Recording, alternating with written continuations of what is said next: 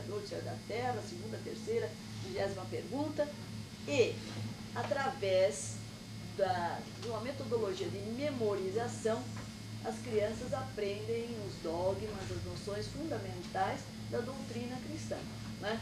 E como tudo se aprende por memorização, e não por discernimento, nem por descoberta, nem por problematização, porque sempre será pecado duvidar da Santíssima Trindade, sempre será pecado, né, duvidar de tudo que é definido ali, se instala, veja bem, no comportamento de crianças e de jovens, não é? Um comportamento de aceitação passiva dos ensinamentos já definidos e não discutidos. Então, quer dizer, é sempre um exercício de aceitação passiva, sem crítica, sem elaboração, né? Quer dizer, isto, em termos de filosofia da educação, passa uma noção de que o mundo está pronto, está acabado, nós precisamos mais de aprender este mundo da forma como ele está, e moral da história, nós não temos nenhuma participação num processo de que esse mundo possa ser diferente algum dia. Então, ideias de mudança, ideias de transformação, ideias de intervenção, de alteração da realidade, são ideias contrárias, absolutamente contrárias, a esta filosofia e a esta ideologia, né? Em termos de Estado, quer dizer, o que faz o positivismo, né, a partir da contribuição sociológica de Augusto Comte? Se não dizer que tudo é fato social, né, e que o fato social é indiscutível, ele acontece independente da nossa vontade. Ora, se o fato social acontece independente da nossa vontade, né, nós não temos no que interferir também. Então, seja pela via religiosa, seja pela via da psicologia, seja pela via da sociologia, quer dizer, se coloca uma configuração pedagógica conformista, né, conformista e dependente, sem nenhum exercício crítico em nenhum momento. E aí, veja bem, fica muito fácil engolir toda uma história que não é verdadeira, toda uma geografia que também não leva a raciocinar sobre nada, não é? Então, essa postura, né, que culturalmente acabou se cristalizando, né, na vida do nosso povo, do povo brasileiro, quer dizer, é fruto de todas essas influências, né? Quer dizer, o índio massacrado, o negro massacrado, o português dominando, depois o francês, o americano do norte e tal, todo mundo dando palpite, menos nós, né? No que vai bater tudo isso, né? Algumas iniciativas surgem, por exemplo, com a criação das universidades, em 1920 até 1934, quando se cria a Universidade de São Paulo, nós temos praticamente 4 universidades, no Rio de Janeiro, em Minas, na Bahia, né? E em São Paulo é a primeira faculdade de Filosofia, Ciências e Letras. Isso é muito importante porque nós saímos daquele esquema das demais universidades, que eram compostas por 3 cursos, Direito, Medicina e Politécnica, Engenharia, né? Então, veja, nós estamos introduzindo letras, nós estamos introduzindo filosofia, nós vamos introduzir mais adiante ciências sociais, né? Mas mesmo a introduzir ciências sociais, quem é que assume a direção da faculdade, quem é que assume como titular, né, a cadeira de sociologia, se não o professor Fernando Azevedo? Então, se de um lado ele defendia a escola pública e a autonomia da educação, e a educação laica, não confessional, de outro lado, a concepção de escola pública que ele carregava, e assim também outros pioneiros do manifesto da educação nova, era de uma educação pública para aqueles que chegassem até a escola, porque não se pensava naqueles que não chegavam, como hoje também não se pensa muito. Hoje o número que chega à escola é bem maior, comparativamente bem maior, né? Mas a gente continua com essa postura. A gente fica enrodilhada com aqueles que estão na escola, fazendo certo ou fazendo errado, né? Mas a gente se esquece de pensar em todos aqueles que não chegam à escola. Um fenômeno novo que é mais do nosso tempo, né? Que as crianças até chegam, mas depois são expulsas, né?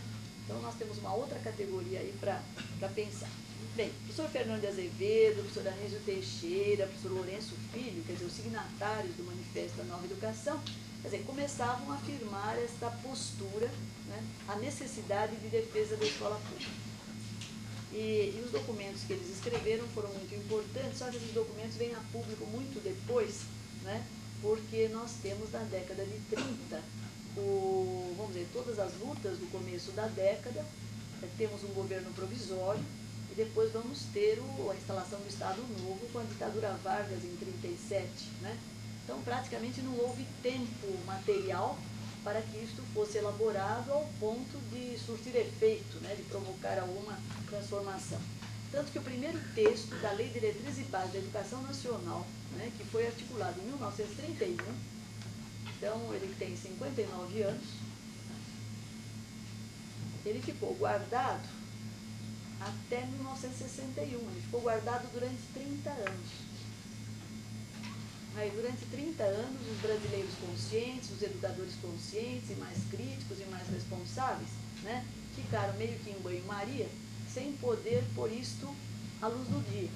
Quer dizer, sem poder fazer com que os jovens educadores que se formavam, os estudantes universitários, os estudantes secundaristas, debatessem, tivessem conhecimento, etc. Quer dizer, quem fez isso, fez de um modo totalmente ocultista, um tanto na clandestinidade, né? E nós sabemos perfeitamente daqueles professores que foram alijados do sistema público pela ditadura Vargas e que perderam seus empregos e que depois precisaram trabalhar na área particular ou junto a editoras e coisas assim, né?